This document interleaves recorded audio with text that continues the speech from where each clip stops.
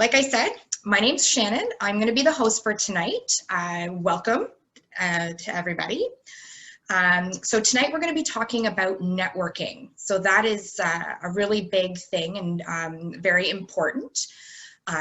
So what we're going to be doing is a couple of things. So if you're new to Zoom, like I said, you've got your chat. Make sure that you're talking to all panelists and attendees. We're also going to have a couple of different things. So one of the things we're going to be asking is polls. So when we ask a question, we want to know what your answer is out of these things. It'll pop up on the screen, and just make sure that you click the right thing, like your answer. One of the other things that we're going to have is a Q&A session at the end. So we're not, just so that we can get all the content out there, because we might answer your question in like a future, like in the future section. Sorry. Make sure that you ask your Q&A at the bottom of your screen down there. You should see a Q&A. Pop your question in there, and we're going to be answering all of those questions at the end of the webinar. Okay, if we haven't already answered them throughout. So we are going to be watching through that, but definitely if you have anything, don't hesitate to ask us, okay? So this is going to be about 45 minutes long, and then we're going to have about 10 minutes at the end. So it's not like a huge long thing, so you don't have to worry about spending all night here with us. Now, you don't want to hear me talk anymore. What you want to hear is from our expert. Now, her name is Angela. Lovely woman, love her to bits. She has got about 10 years experience. She owns Imagine Events. She's an event planner up here in Canada. She started with weddings, she moved on to corporate events, and she specializes with modest budgets, nonprofit, LGBTQ, broad spectrum. She knows everything, and she's actually hired and trained about 8 to 10 planners with the specialized skill sets. She's also one of our tutors, so she's going to be the one who's going to be helping you through your courses. So without further ado, let's bring out Angela. Hey guys, there I am. So it's super nice to meet all of you. So like Shannon said, I am a tutor with QC. I own Imagine Events, wedding and event planning, and I have been in business for over the last 10 years. I have a really diverse group of planners that work for me, and if you want to follow us on any of our social media channels, you can find us at imagine-events.ca. We are located in Saskatchewan, which is like right in the center of Canada. And so you can check us out and see all the great things that we're doing in, I guess, social media land, so to speak. So today we are talking about the benefits of networking, and there are a ton of them. Perfect. So let's just get started. So why is networking so important, like especially in the event planning industry? Well, I think one of the biggest things, of course, I mean, everybody wants to find clients and find work, right? So that's a huge importance. And the great thing about networking is it can be really cost effective. So it doesn't necessarily have to cost you a lot of money. Many jobs are actually coming by word of mouth. People have to know who you are, where to find you, right? They have to know about your company in order to be able to hire you or recommend you. And the biggest thing is, like, a lot of corporate companies, they never really see an ad in a newspaper or online and go, oh yeah, no, I totally need to hire an event planner right now. That never happens, right? So a lot of the time when a company is looking for an event planner because they're doing an event, they are going to be asking their employees, they're going to be asking their business associates who have had events in the past, you know, who should I hire? Who should I recommend? You know, who is a great person to plan my event? And then the other big thing is vendors, right? It's really important to network, like, essentially with the local vendors in your area. So what I always recommend is, like, establish a really large list of vendors that are in your area, so that, you know, you can network with them, get their information. When you're planning events for your clients, it's really important to have all those resources and information of what those vendors do on hand even before your client asks, right? You want to make sure that you've got all the vendors in your area, their contact information, and all of their approximate pricing on hand with you at all times. That's perfect, because you want to be able to have all this work already done, rather than, so when you're talking to your clients, right? 100%. You don't want to leave your client waiting. Exactly. So what would you recommend networking with other event planners in your area? Like, would you recommend that? Oh yeah, 100%.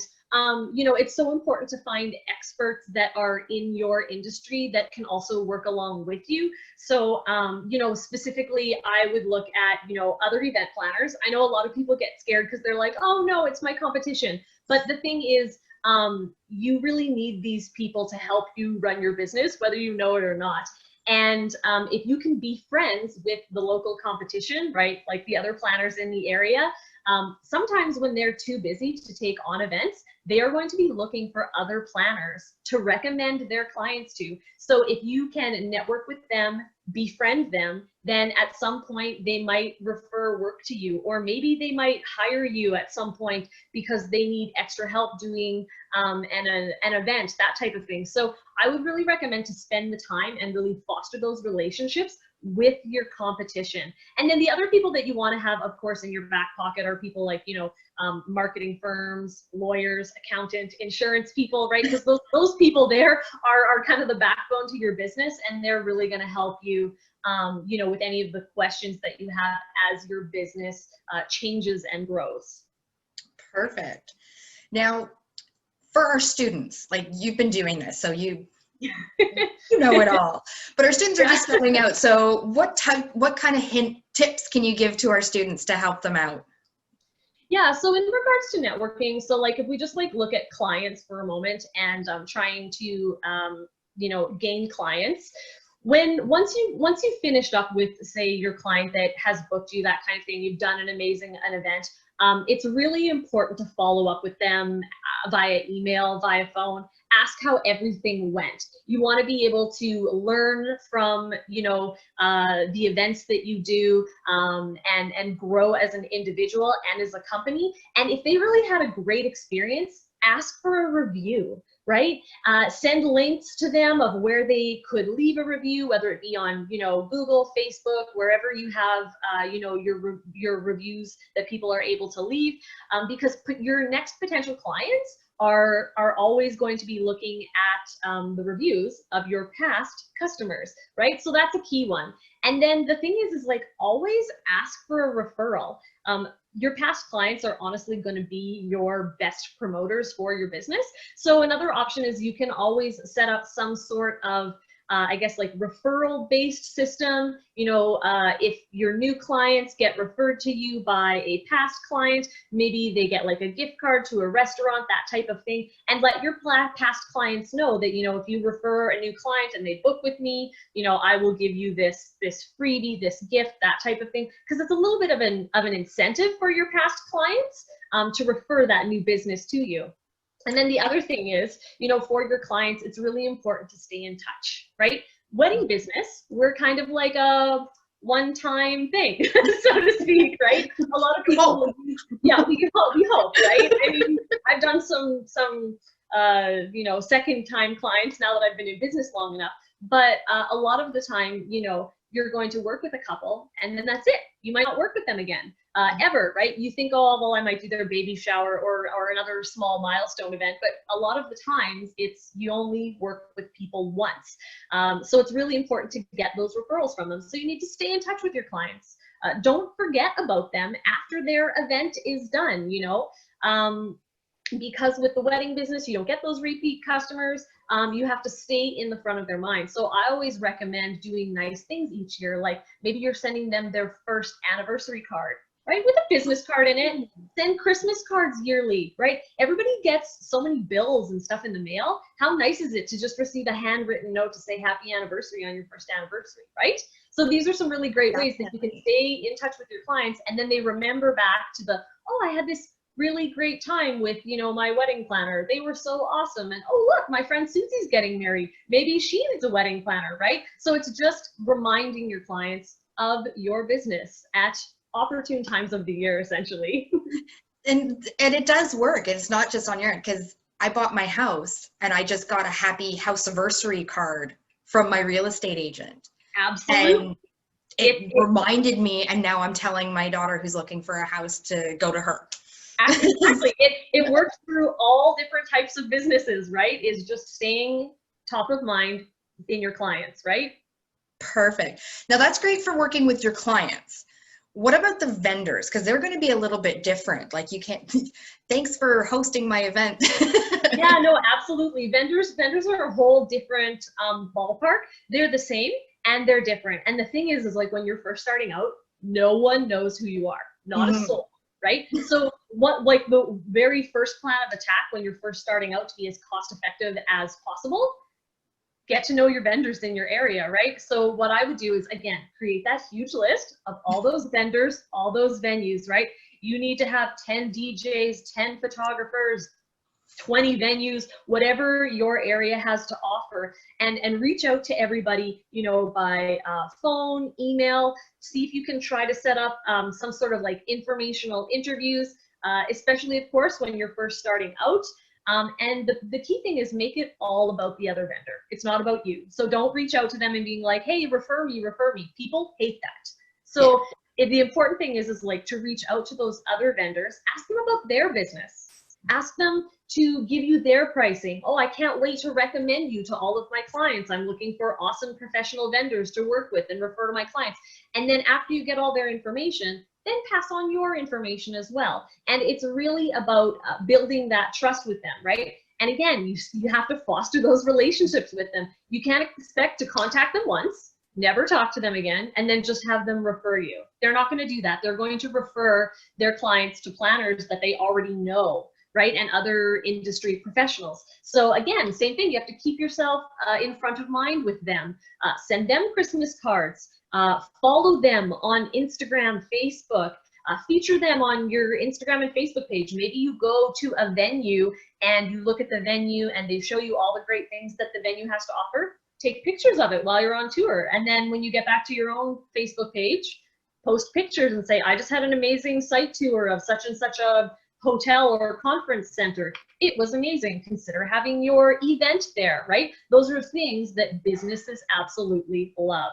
Another really great way is stylized photo shoots. So they can be mutually beneficial for all the vendors involved. You know, especially again, when you're first starting out, you don't have that portfolio built up yet. So go ahead, contact some vendors, have them donate, you know, their rentals, their photo services, their venue, that type of thing, and then design the photo shoot yourself. The photographer takes the pictures, and when everything is said and done, the photographer gives the pictures to everybody who's involved, and you can all use those pictures on your, you know, social media, tag each other, promote each other, and everybody gets to, you know, enjoy, I guess, the fruits of the labor for that stylized photo shoot. And, you know, it's really just about finding ways to work together and create that, you know, mutually beneficial partnership, so to speak. Symbiotic relationship there. Yeah, absolutely. And like, you know, there's lots of other things you can do too, right? So you can offer to do blog post features on your website of new venues or places that you visit. You can share website links on each other's websites. So, you know, you can have a preferred vendors section. They can put your website, you can put their website. And also look at doing events together, you know, things like fundraisers, Christmas parties. You could do like a pop-up wedding show, pop-up bridal show, you know, where it's invite only just for specific event vendors, that type of thing. Lots of great options. That's perfect. And we actually did a little while back, my brain is a little dusty right now, the stylized shoot that you were talking about, we actually did a webinar on how to do that. So we've got the resources. Go back and take a look at some of our past webinars, guys, and you can see how you can do that. Now, what kind of events would you recommend the students do? Like you mentioned a couple of them, the pop-up and whatnot, that's working with them. But like what kind of events would you recommend the students do in order to build their network? Oh, for sure. So, I mean, there's lots of different ones that you can attend. So obviously, of course, if you're in the wedding industry, you can do bridal shows. Now, if you can't afford to actually advertise at the bridal show, go anyways, right? You don't have to advertise there, but go to the bridal show. Collect all the information from the vendors and then reach out to them at like a later date to start working on those relationships with them. You know, let them know that you were at the show, saw their booth, thought it was amazing. The biggest thing that I can recommend is that don't go to the bridal show with your business cards and try to hand them out to the vendors and actually physically network with them at the bridal show itself. And the reason is that really irritates a lot of wedding vendors. It irritates even me. And the reason is because all those vendors are there, they've purchased a booth, they are there to market to brides and grooms, not you. And you're there taking up their valuable time while they are trying to market to brides and grooms. And there's lots of people, lots of hustle and bustle, and they get actually a little bit put off when you're there trying to, you know, take up their time. So again, you know, go around, get the necessary information that you need, but don't essentially waste their time at the bridal show because you are not their main concern. The brides and grooms are, right? Another type of event that you can go to is like business to business trade shows. So it's like the exact same thing as a bridal show, but it's different types of businesses that are there. So those trade shows are actually meant for businesses to network with each other. So again, you can purchase a booth, be in the trade show and have people come and network with you. Again, if you don't want to do that, you could just attend the business to business trade show, and I would totally take those business cards, and in that case I would do the networking at the you know, business trade show, because that's what everybody is there for. That being said, it's going to be a variety of businesses. It's not going to be just businesses in the wedding industry. There might be a lawyer there and a venue and someone that sells bed sheets, like that. That's what they are. So you have to keep that in mind, right? It's open for everybody, but you never know. The person that sells bed sheets could be looking for an event planner at some point too, right? So, and they might be, you know, setting up a registry for a bride. Oh, 100%. Absolutely. So, like, there's so many options. Never say never. Yeah, absolutely.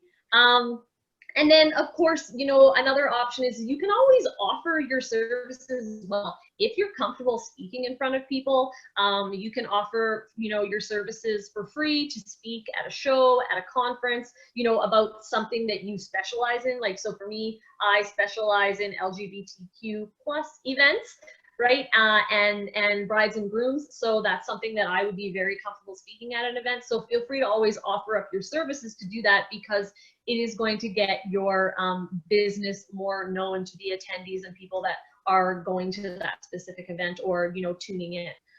So that's another great option as well. And then, of course, there is the actual physical networking groups. There's lots of them. There's probably going to be so many different ones in your local area that you can participate in. So for example, there's like BNI, right? They have a lot of local networking chapters. You can pay, you know, like a monthly membership in, and then you can participate in those meetings virtually, currently, or in person when COVID is done real soon. And then also, yeah, big this for everybody. And then there's also, you know, event planning associations that you can also participate in. So ILEA, WIPA, those are really popular ones. So it's nice to go ahead and meet lots of industry professionals in your area, but actually people outside your area too, even if it's just through virtual networking. It's really great to have connections with other planners so that when you have questions, concerns, things that you're going through in your business, you can talk to other people who are not your competition, right? People that are outside of your area that are going to be able to provide you with that advice, who have been there and done that. And then in regards to, yeah, absolutely, absolutely. And you know, the other thing is, if you can't find any local networking events, why not host your own, right? Sometimes it's nice to host your own. Like, you know, for an example, every year I love to host a wedding vendor Christmas party. And the reason for that is because a lot of people don't have staff. You know, we've got lots of photographers, DJs, other event planners that are solopreneurs. There's just themselves. So they come with their spouses, and, you know, we all just have a huge networking event and share in a Christmas dinner, you know, in a hotel ballroom for an evening. So it's a great networking opportunity, but also we get to have our, you know, Christmas party with likewise industry professionals, so to speak. So, you know, there's lots of options there as well. That's awesome. I never would have thought about that Christmas party like that. And that term you're using, the solopreneur, that is, it's fitting and true. Yeah, true, very true. Now that you've given us so much information, and like, I'm picking your brain here. I'm like, that's okay. Do you have any other tips on how to connect with people? Yeah, absolutely. I think, you know, when you're going into a networking event, I think it's really important in advance to really establish some goals that you have. Don't just show up and hope to talk to a bunch of people. I think it's really great to have kind of like that plan of action. You know, are there going to be specific people there that you really want to connect with? Make sure that you connect with them. You can always reach out to those people in advance before you go to the event itself, so that you let them know that you're going to be there and you can't wait to chat with them. Maybe, you know, you want to connect with a certain amount of people. You've got an idea in mind. You know, I want to have 10 meaningful connections at such and such a networking event. I think they're all, you know, those are all really appropriate goals. And then, of course, you want to look professional, right? That's a key thing when you're going to be even doing a virtual event or a live event. You know, just make sure you look the part, I guess. And then, obviously, when you're approaching people, you can't be shy. Don't expect people to come up to you. If you're just sitting there smiling by yourself in a corner, you look unapproachable and people aren't going to approach you, right? So you need to go in there with the smile on your face, take the initiative to meet people. You know, you want to share and get contact info, but the biggest thing is that you don't want to sell yourself to these people, because again, no one is looking for an event planner when you show up and you say, hey, I'm an event planner, you should hire me. People don't like that, right? Again, it's all about building those relationships. Time and place. Yeah, time and place. People don't go, oh my gosh, you're an event planner, thank goodness, because like I need to have one tomorrow. Absolutely, right? No, it's not about that. A lot of people go in there thinking, oh, I'm just going to sell myself to all these people, give them the business card, and they're going to call me when they need me. They don't. They are not going to remember you. That's not how it works. So you need to get in there, meet the people, take the business cards, let them know who you are, but then afterwards, you need to build that trust. You need to build that relationship. So after everything is said and done, you know, couple weeks after your event, follow up with them, talk to them, tell them you had a great time meeting them at the event. You know, it was really enjoyable. I always take people's business cards and write a few notes about our conversation that we had. So if they said they had a dog named Bruno, in my email back to them, I can be like, oh, how's Bruno doing? Whatever, right? Because it shows that you are invested in them and that you paid attention. Then you have something to talk about, right? Also in your email, it's not just, hey, remember me, I'm the event planner. Let me know if you have an event you need planned in the future. No, don't do that. They don't like that either, right?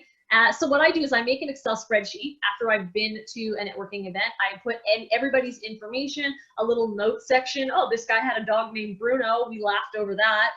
Whatever, all those details. And then I, again, stay in front of mind with them. So every 3-4 months, I email them, hey, how's it going? Hope you had an amazing summer. Did you get away for an awesome vacation? How's business? Whatever. It's about building those relationships so they remember who you are. Never sell to them. Just tell them about yourself. And then hopefully when they do need an event planner, you'll be the person that they contact because you're the person that they remember. Now, obviously with the current climate, we're not able to go anywhere because these things are happening, right? So yes. Online networking is very important. And even online event planning, which is why we've got the new virtual event training, right? Yes. So it's way more important than it has ever been. Can you just speak a little bit more about that? For sure. So, I mean, you can still use these same tactics while you're online networking. If you're in a virtual meeting, you know, like a Zoom meeting like this, or you're part of Facebook Live, you can always write down people's contact information, ask them for it, and still follow those same principles, even though you're talking to them virtually, right, from your living room. And the other thing is that you really want to engage with people outside of the event that you're attending, even if it's a virtual networking event. So, you know, LinkedIn is really great for this. So look people up in your network on LinkedIn, add them as friends, that type of thing. You can do that on Facebook. I think people do it less on Facebook because Facebook isn't necessarily like a professional platform, but some people are open to it. So just depends on what their preference is. But the other thing is like go to their social media pages. Like their business on their social media pages, follow them on Instagram, follow them on Facebook.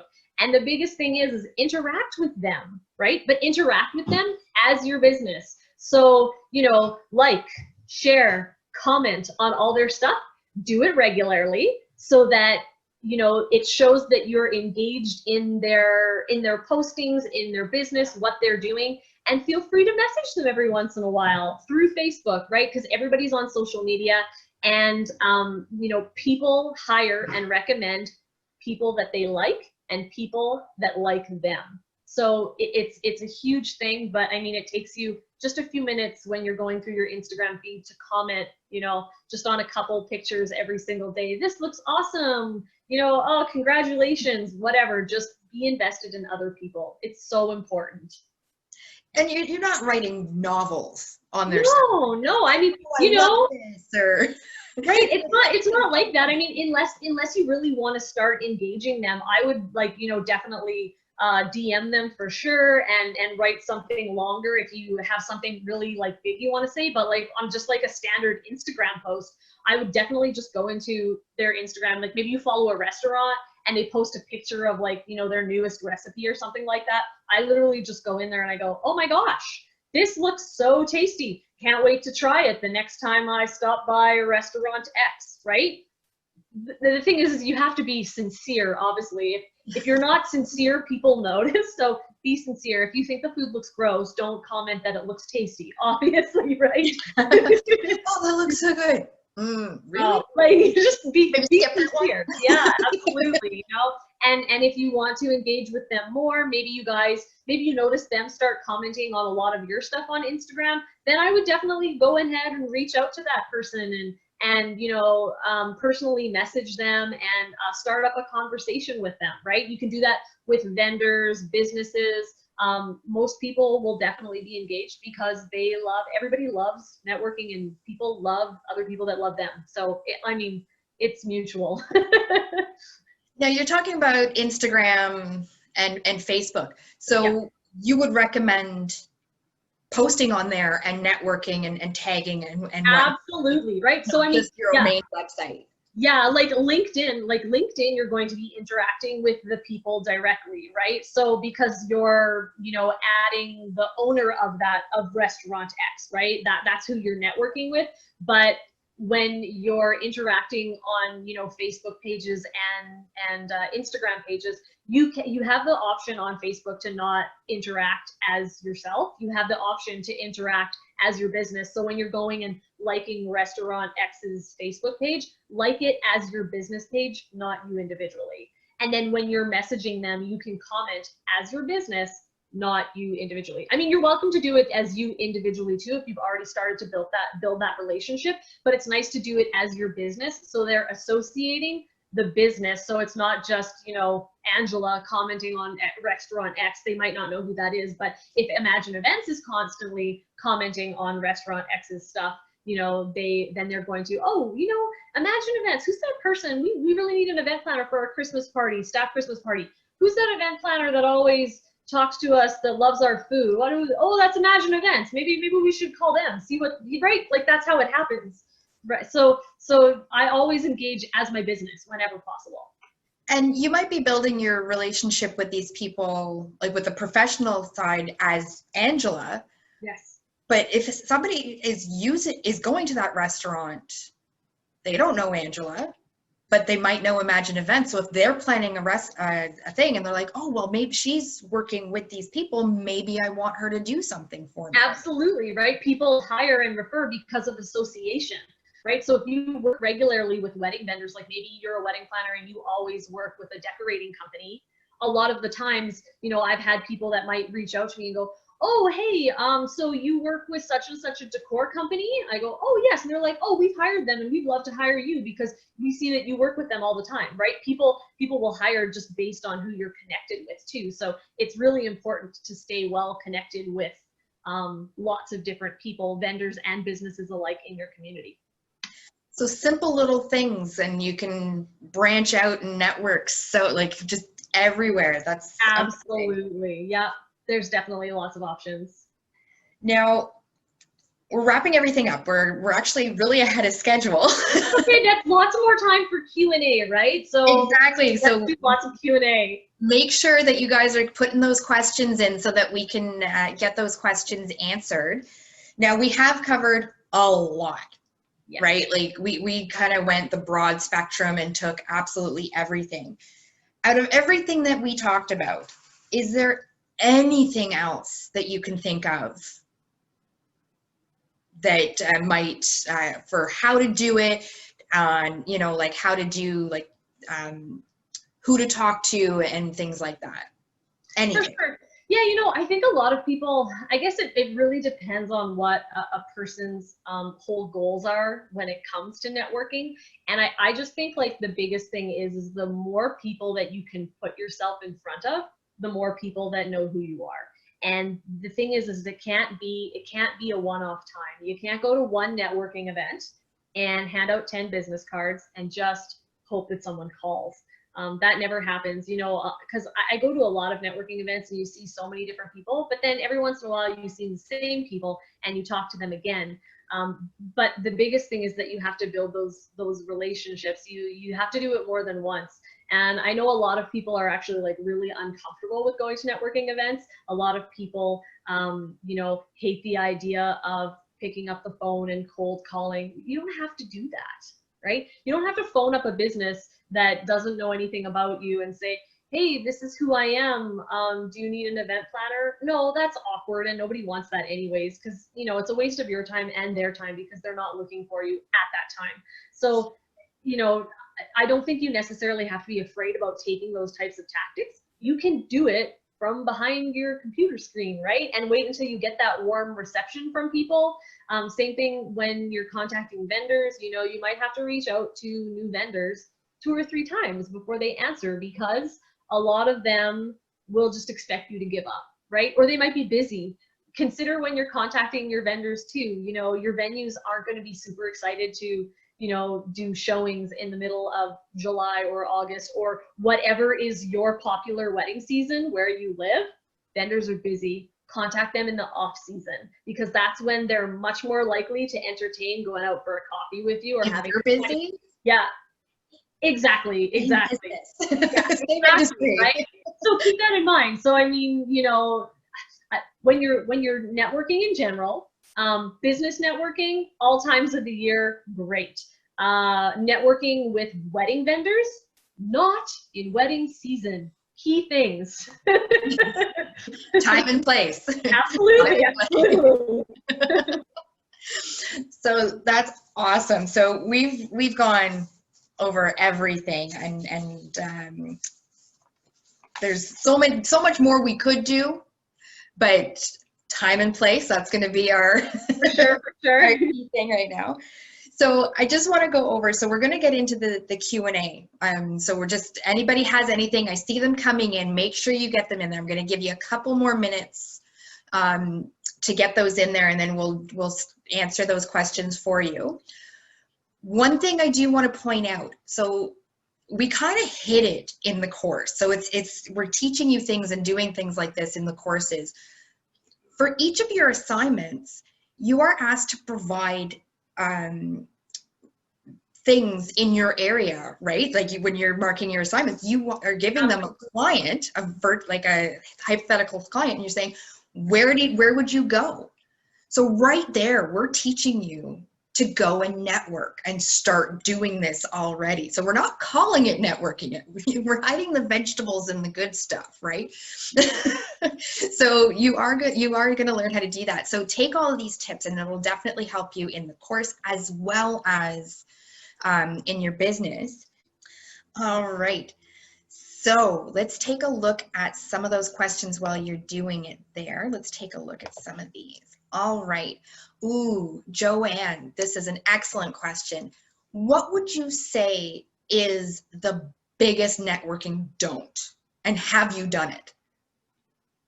The biggest networking don't. Probably, you know what? Like, yes, I have done it. Like, we're all guilty. Like, I would probably saying is like not staying in touch with people.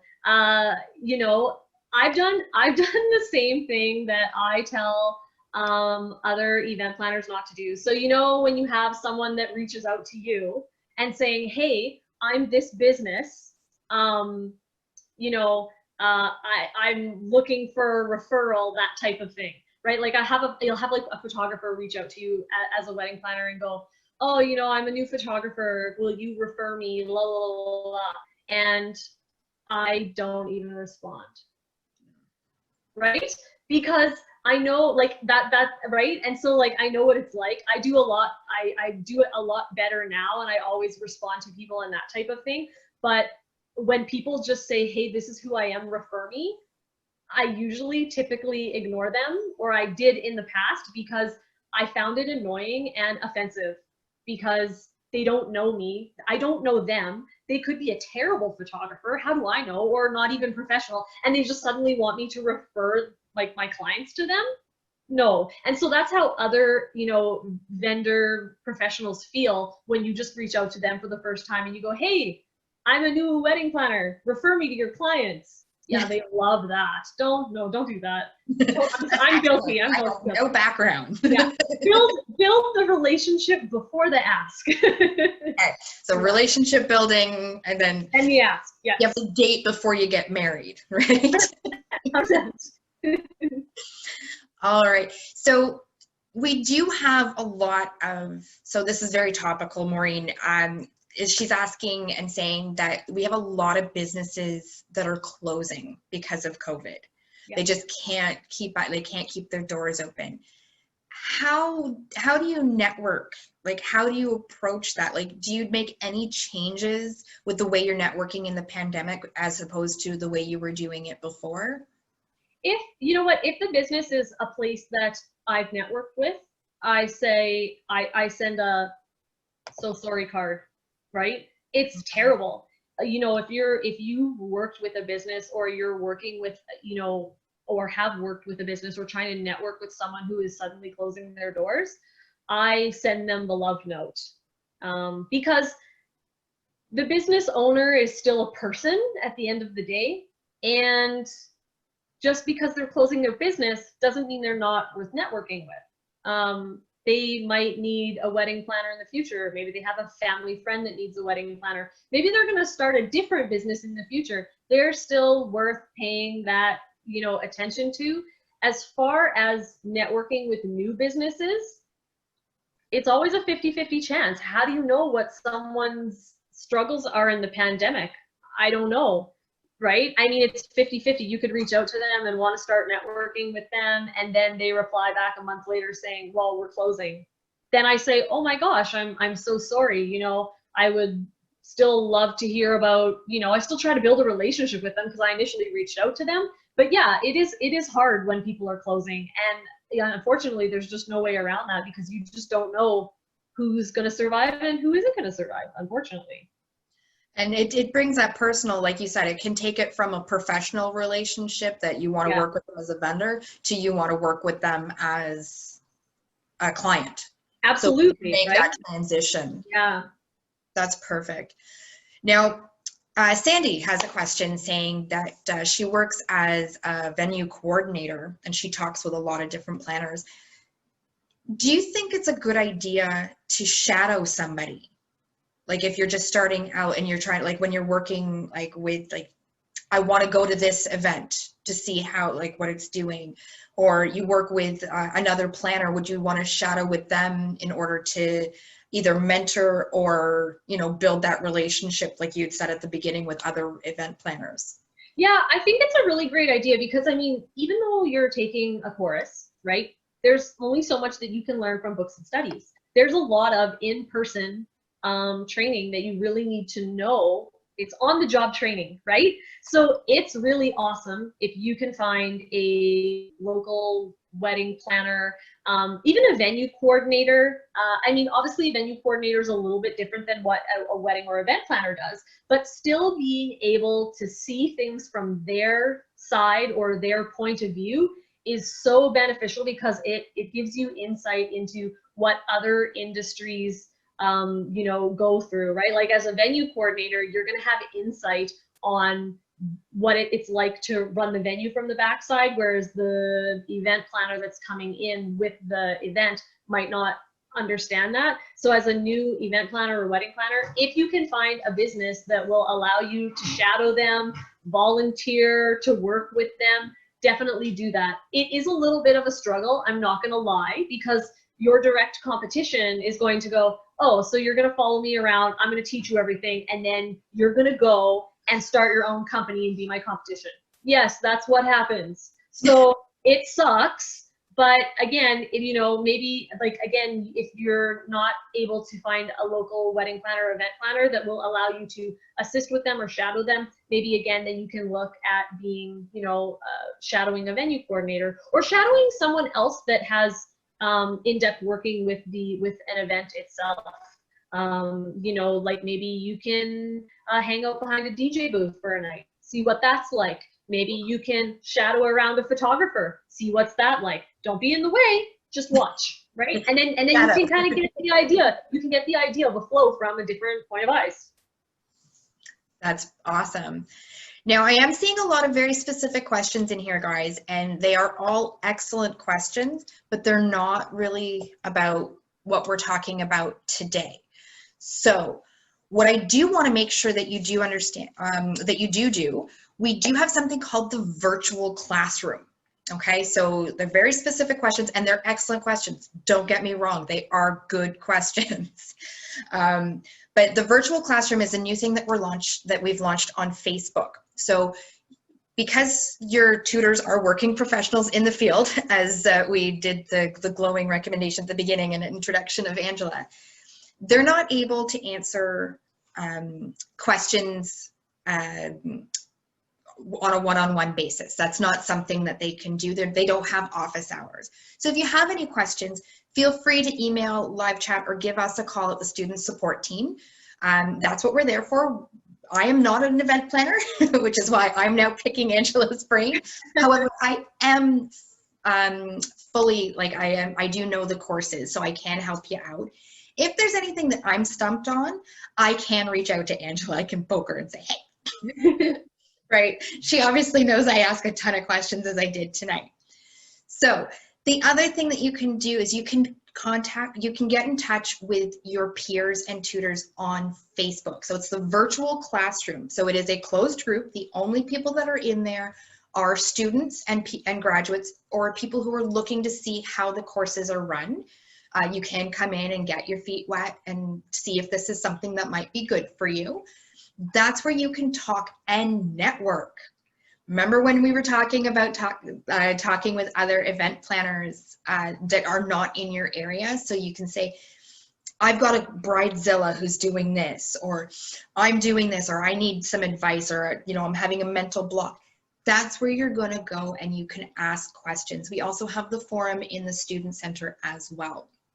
Okay, so there's a lot of these questions that we're not going to be able to get to tonight because they are very specific to that, but definitely join the virtual classroom and get in there. That's also where you can pick brains about very specific, right? Because our courses are they're meant for everybody, but it's not going to cover absolutely everything.